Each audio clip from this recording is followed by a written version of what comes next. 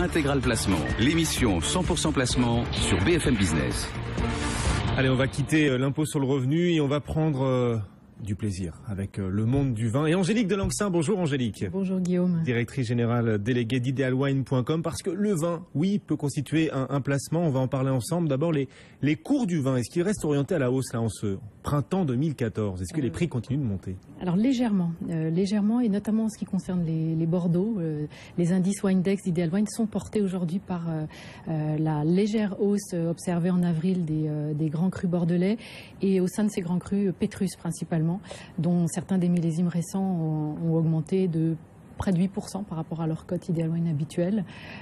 C'est au cours des dernières semaines. Alors c'est un petit peu un cas à part Pétrus, parce que sinon ce sont surtout en fait les millésimes plus matures, plus anciens qui dopent le marché. On a des très beaux résultats sur les Bordeaux 1989, qui est une belle année de garde, et puis plus loin sur des millésimes historiques comme 1945, avec un mouton Rothschild par exemple qui a dépassé les 9 000 euros il y a quelques jours en vente aux enchères. Et les cours du vin toujours orientés à la hausse. Donc est-ce que les prix des primeurs 2013 ont un impact global justement sur les cours du vin? Est-ce que vous voyez un lien direct? Alors la campagne primeur, généralement, elle crée une forme d'attentisme sur le marché des enchères. Cette année, ça a été moins le cas. C'est une campagne qui a peut-être suscité moins d'intérêt auprès des acheteurs, notamment anglo-saxons, qui clairement ont dit qu'ils la boudraient. Maintenant, c'est pas à cause de la crise, hein, parce que c'est pas une bonne année, l'année 2013. Alors c'est une année difficile. On en avait parlé. C'est vrai qu'il y a eu quand même des très bonnes surprises parce que les grands crus ont bien travaillé. Donc les vins ne sont pas du tout ce qu'ils auraient pu être si on était il y a 20 ans et si on n'avait pas les mêmes technologies à disposition pour tout de même sauver le millésime. En revanche, ce qu'attendaient les opérateurs et notamment les anglo-saxons, c'était clairement une baisse de prix, une baisse très nette.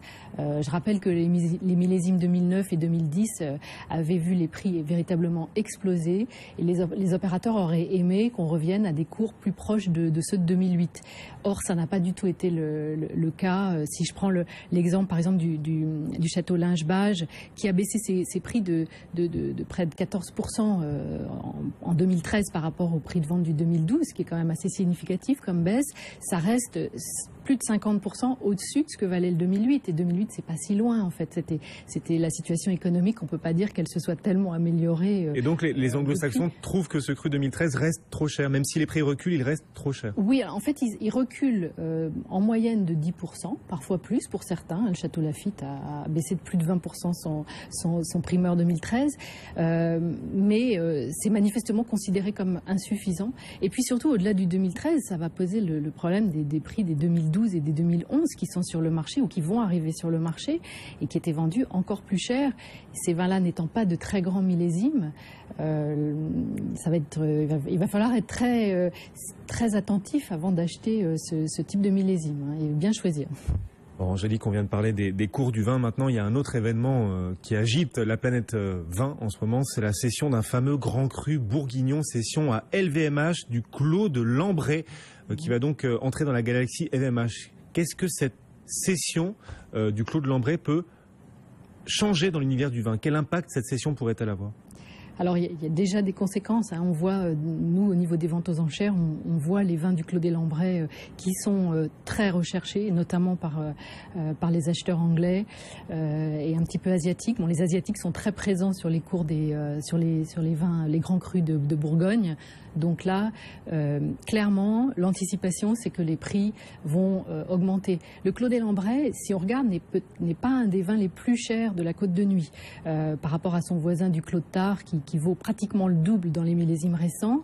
C'est pas un vin extrêmement cher. Alors on a pu voir ces derniers jours, par exemple, il y avait un Magnum de 2009 qui s'est vendu 325 €. Ça représente une hausse de 50% par rapport à la cote qu'on avait précédemment pu constater pour ce vin. Et ça n'est, à mon avis, que le début, parce que quand on voit le cours des très grands crus de la Côte de Nuit, aujourd'hui, on n'est pas sur des niveaux de prix extrêmement élevés. Et si on met ça en parallèle d'acquisitions précédentes qui ont pu être réalisées, que ce soit par Bernard Arnault d'ailleurs ou par François Pinault, on a vu le cours des vins. Mais pourquoi, entre guillemets, si ça n'est pas un des très grands noms, parce que sur Cheval Blanc, quand Arnault avait racheté Cheval Blanc, c'était déjà un des très grands noms de Saint-Émilion. Oui, mais là, le Clos des Lambrets, on est quand même sur un grand cru, sur un terroir magnifique. Donc, probablement, aujourd'hui, il est sous-valorisé. Et c'est certainement pour ça qu'il a intéressé, d'ailleurs, le groupe LVMH. On a vu les cours, effectivement, de Cheval Blanc, les prix, en tout cas les prix de vente, augmenter à la sortie du domaine pour Cheval Blanc, pour Yquem, plus récemment sur les vins sur un domaine très confidentiel, le Château Grillet dans la vallée du Rhône qui a été racheté par Artémis, donc par le groupe de François Pinault. Là, on trouve difficilement une bouteille en dessous de 100 € aujourd'hui pour ce vin blanc.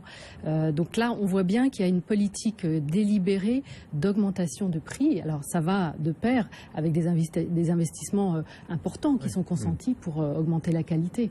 Mais les côtes de nuit sont parties pour flamber sérieusement prochainement. Pour continuer, parce que ça n'est pas nouveau. En tout cas, elles font déjà l'objet d'une demande mondiale. Donc, Bon. Quelles seront les prochaines ventes, justement? Pour ceux qui s'intéressent au vin, qui veulent en faire un placement, quelles sont les prochaines ventes aux enchères qu'il faudra surveiller? Alors justement, ce Clos des Lambrets, aujourd'hui, il est disponible. On le voit dans les ventes aux enchères. On a en ligne une vente actuellement qui va se dérouler jusqu'au 14 mai sur Ideal Wine. On a plusieurs millésimes de ce Clos des Lambrets. Je pense qu'il va intéresser, et il a encore une fois pas fini d'augmenter en termes de prix. Je pense que ça peut être intéressant aussi. On n'a pas parlé tellement de la vallée du Rhône, mais j'ai constaté que elle vit un petit trou d'air en ce moment. Les prix reculent un peu en vallée du Rhône. Un tout petit peu, et notamment sur le Châteauneuf-du-Pape du Château Rayas, qui, alors là, vous avez un nombre infini d'amateurs passionnés prêts à acheter ce vin, et donc sur le long terme, il se valorisera. Donc là, comme actuellement, il est en légère baisse, c'est un vin auquel on peut s'intéresser aujourd'hui. Ça peut être un cours d'achat, voilà. Sur le marché du vin, comme en bourse, on parle de cours d'achat. Tout à fait. Merci Angélique, merci d'être venue sur le plateau de BFM Business. Angélique Delanxin, directrice générale déléguée d'Idealwine.com.